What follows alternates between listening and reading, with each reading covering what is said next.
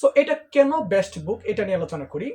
এটার প্রত্যেকটা grammar section, Bangla ইংরেজি উদাহরণ, ব্যাখ্যা সহ আলোচনা করা হয়েছে। প্রত্যেকটা কঠিন কঠিন শব্দের অর্থ বাংলা উচ্চারণ সহ আলোচনা করা হয়েছে। প্রত্যেকটা ইন্ডিভিজুয়াল ধরেন আর্টিকেলের যে আমরা আর্টিকেল সলভ করবো, ওই সলভের পেসেজের প্রত্যেকটা ওয়ার্ড মিনিং আলোচনা করা হয়েছে, অনুবাদ আলোচনা করা হয়েছে, নিচে গ্রামার ব্যাখ্যা দেওয়া হয়েছে, কেন এইটা বসলো, আর্টিকেল কেন দিয়ে বসলো, এবং এগুলোর টিপস টেকনিক, অধিক অধিক বোর্ড প্রশ্ন অ্যানালাইসিস এবং প্র্যাকটিস অংশ নিয়ে আলোচনা করা হয়েছে। সো এজন্যই মনে করি বাংলাদেশে one of the best book.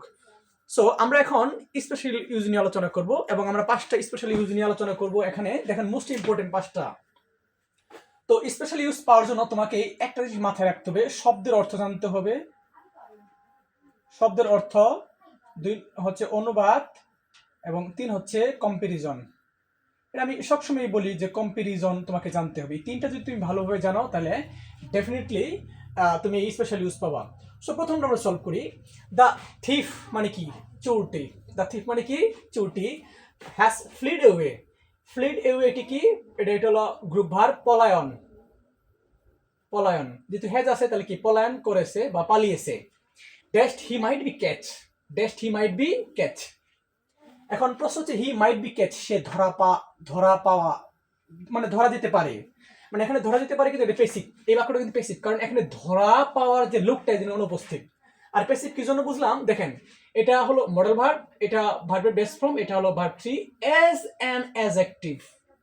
As an adjective হিসেবে ব্যবহার করা হয়েছে। সো এটা হলো কি পেসিভ ভয়েস। এখানে যে ধরবে, এই ধরার লোকটা কিন্তু অনুপস্থিত, এর জন্য এটা পেসিভ। এখন এটা কি দ্বারা পূরণ করা যায়? আমরা জানি LEST লেস্ট মানে কি? ভয় ভয় পাছে।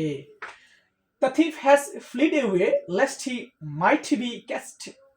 এখানে বলছে যে চোরটি ধরা পাওয়ার ভয়ে দ্রুত পলায়ন করলো, মানে যে একটা কাজের ভয়ে আরেকটা কাজ করা, যে এটাকে আমরা কি লেস্ট দ্বারা ব্যবহার করি। সো যদি আপনি দুইটা সেন্টেন্সের ভিতরে কম্পারিজন না করতে পারেন তাহলে আপনি কখনো ইংরেজিতে ভালো মার্ক পাবেন না ডেফিনেটলি। সো সেকেন্ড বাক্য হচ্ছে dashed I seen the snack I became A star. এখন বলছে এটা কি? ভয় পাওয়া, আতঙ্কিত হওয়া। আতঙ্কিত হওয়া। এখন প্রশ্ন হচ্ছে যে I seen the snake I became a stake. এখন একটা প্রশ্ন, আমি সাপটিকে দেখলাম, আমি ভয় পেলাম। প্রশ্ন হচ্ছে এখন আপনাকে, আপনি কি ভয় আগে পাবেন না আপনার সাপটা আগে দেখবেন? অবভিয়াসলি সাপটা আগে দেখবেন, যেহেতু দুইটা কাজের মধ্যে একটা কাজের পরে আরেকটা কাজ হওয়ার সম্ভাবনা আছে। মানে সম্ভাবনা বলতে একটা কাজের পরে একটা কাজ সংঘটিত হবে, তখন আমরা কি ব্যবহার করতে পারি? নো সোনার হ্যাড ব্যবহার করতে পারি। নো সোনার হ্যাড ব্যবহার করতে পারি।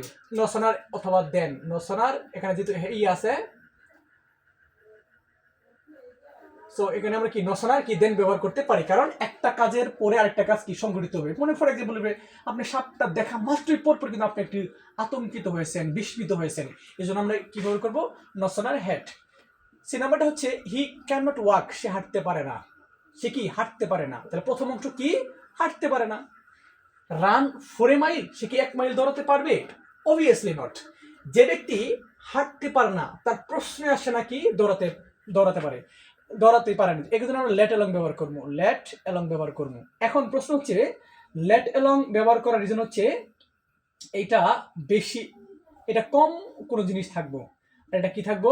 বেশি কোনো জিনিস থাকবো, অর্থাৎ কম জিনিস লেট অ্যালং, বেশি জিনিস, তখন আমরা কি করবো? লেট অ্যালং ব্যবহার করবো। প্রশ্ন হচ্ছে যে ব্যক্তি হাঁটতে পারে না তার কি দূর পারার কি পসিবিলিটি আছে? জীবনে পসিবিলিটি নেই। এটা লেট অ্যালং দ্বারা বলছে কি তা তো দূরের কথা, মানে কি সে হাঁটতে পারে না, দৌড়ানি তো দূরের কথা, এর মিনিংটা হবে এরকম। তারপরে he overlooks me dust he never knows me. এখানে he overlooks me, overlooks me সে আমাকে দেখেই না, সে আমাকে দেখেই না। Dashed he never known me, সে কি আমাকে চেনে না? এখন মানে সে এমন ভাব করে, সে কিন্তু আমাকে অলওয়েজ চিনে, বাট সে আমার সামনে দিয়ে এমন ভাব করে চলে যাচ্ছে যেন আমাকে সে চিনেই নেয়। তার মানে কি এটা আসলে কি অ্যাকচুয়ালি কি চিনে না? চিনে না, অ্যাকচুয়ালি চিনে, বাট চেনার ভান করতেছে। অর্থাৎ যখন কোনো কাজ করার ভান করা হয় তখন আমরা কি ব্যবহার করতে পারি? অ্যাজ ইফ ব্যবহার করতে পারি। সো এটা আমরা কি ব্যবহার করবো? অ্যাজ ইফ ব্যবহার করবো। As if. ওকে, এরপর হচ্ছে you look exhausted, you just take rest for a while. You look exhausted, তুমি দেখতে ক্লান্ত, মানে তোমাকে দেখতে ক্লান্ত মনে হচ্ছে। কোন একজন ব্যক্তি তোমাকে বলতেছে যে তুমি কি দেখতে ক্লান্ত মনে হচ্ছে। এখন তোমার একটা কাজের কারণে যদি কোনো ব্যক্তি তোমাকে একটা উপদেশ দেয়, তখন আমরা কি ব্যবহার করতে পারি? হ্যাড বেটার ব্যবহার করতে পারি। হ্যাড ব্যবহার করতে পারি। আর এই জায়গায় আমরা জানি হ্যাড ব্যবহার করে ভার্বের বেস ফর্ম হয়। ইউ লুক এক্সস্টেড, তোমাকে ক্লান্ত দেখাচ্ছে। ইউ হ্যাড বেটার, তোমার বরং উচিত take rest for a while, কিছু সময়ের জন্য। ফর এ হোয়াইল মানে কি? কিছু সময়ের জন্য তোমার কি রেস্ট নেওয়া উচিত।